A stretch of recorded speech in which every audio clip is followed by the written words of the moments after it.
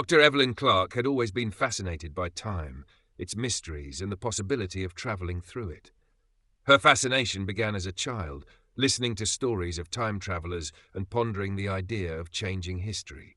As a scientist, she pursued this dream relentlessly, and after years of research and experimentation, she was finally on the verge of achieving the unthinkable: time travel. For years, Evelyn had been working on the project that would change everything. She had developed a machine, a device capable of opening the gates to time. The concept of time travel was no longer just a figment of science fiction. It had become a reality in her laboratory. But the journey ahead was fraught with risks, as she was well aware of the dangers of altering the timeline. Despite the risks, Evelyn was determined to proceed. The night she decided to take the leap was filled with tension.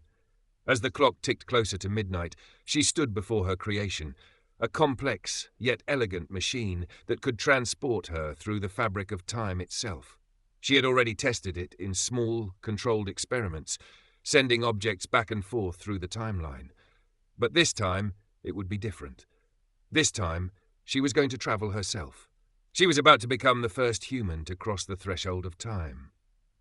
With a deep breath, Evelyn entered the machine, her heart racing.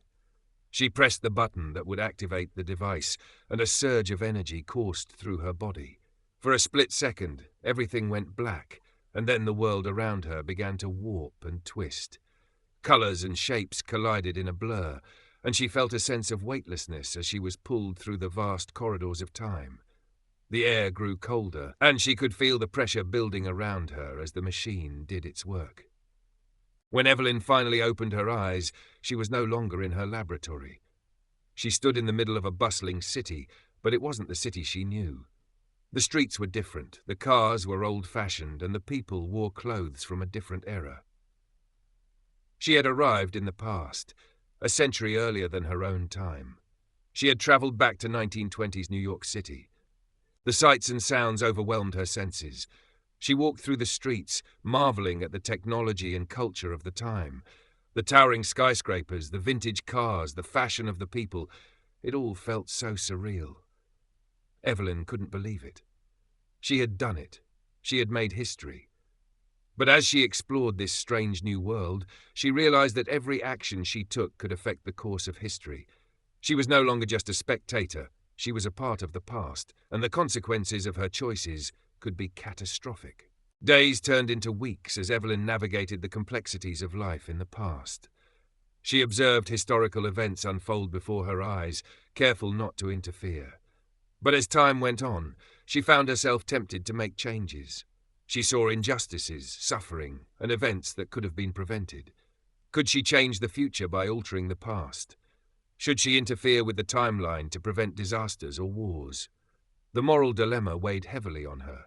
One evening, as Evelyn wandered the streets, she stumbled upon a pivotal moment in history, the outbreak of a war that would change the course of the world. She stood there, watching as events unfolded, and for the first time she felt a deep sense of power. She could stop it. She could prevent the war and save countless lives. But as she approached the scene, something inside her hesitated. She realized that altering history might have unforeseen consequences. The ripples in time could be far-reaching, and she might not be able to control the chaos she would unleash. Despite her internal struggle, Evelyn decided to make her move. She intervened in the war's beginnings, hoping that her actions would change the future. But the consequences were not as she had imagined. The timeline began to fracture, and she felt the pressure of time itself pushing back against her.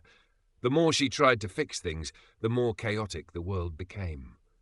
Time was not a force to be controlled. It was an unyielding river that would not bend to her will. In the midst of the chaos, Evelyn heard a voice, an echo from the future. It was a warning, a reminder that she could not change history without consequences. The voice told her that time was delicate, and every change she made could have irreversible effects. She realized that her actions had not only altered the past, but had also begun to distort the future. The machine, once a tool for discovery, had become a catalyst for disaster. Panicked, Evelyn rushed back to the time machine. She had to return to her own time, to undo the damage she had caused. But the machine was no longer functioning as it should. The fabric of time had become unstable, and she had no idea if she would be able to make it back. With trembling hands, she attempted to fix the machine, but it was clear that the cost of tampering with time was far greater than she had anticipated. Just as she was about to give up, Evelyn realized something. The key to fixing everything was not in changing the past, but in accepting it. She could not control time, nor could she erase the mistakes she had made, but she could learn from them. She could move forward, knowing that some things were meant to happen, and that the future was shaped not by the desire to change the past, but by the choices made in the present. With a final, resolute breath, Evelyn activated the time machine once more. She returned to her own time, but not as the same person who had left. She had learned that time was a force to be respected, not controlled. The lessons she had learned in the past had shaped her, and she would carry them with her for the rest of her life. But the journey had taught her one undeniable truth, that time, like life, was fragile, and in its fragility lay its beauty. As Evelyn stood before the machine one last time, she realized that she was no longer just a scientist. She was a traveler through time, a witness to the complexities of existence.